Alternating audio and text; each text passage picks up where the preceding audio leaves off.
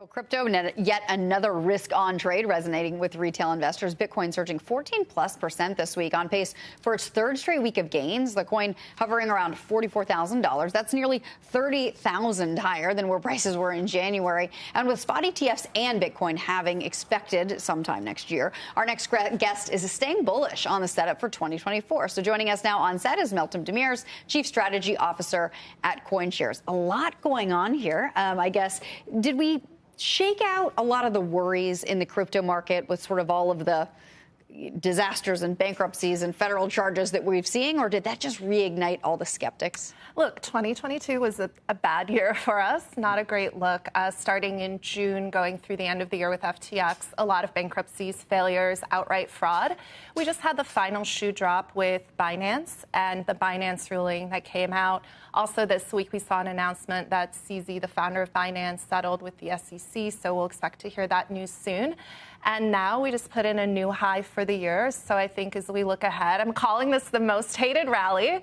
We're going into the end of the year. Everyone's tired of hearing about crypto, but baby, we are so back. Well, it's almost, you talk about 22 and it was a tough year for you. You look like you've got a big smile on your face and you've survived it.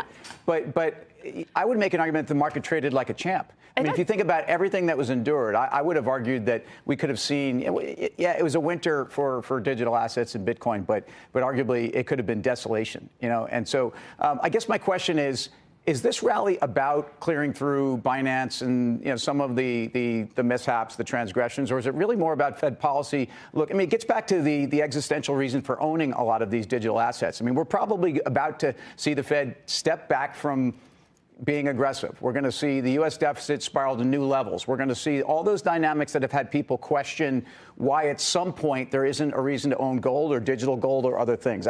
You tell me, but my theory is this is more about stuff that's happening in macro that was always the underpinning for owning the asset class. I think there's a few different things going on. I certainly think macro is a big factor. Risk on is a big factor right now at this current point in the market. I do think another component with Bitcoin in particular is price drives more price action. It's a very reflexive market.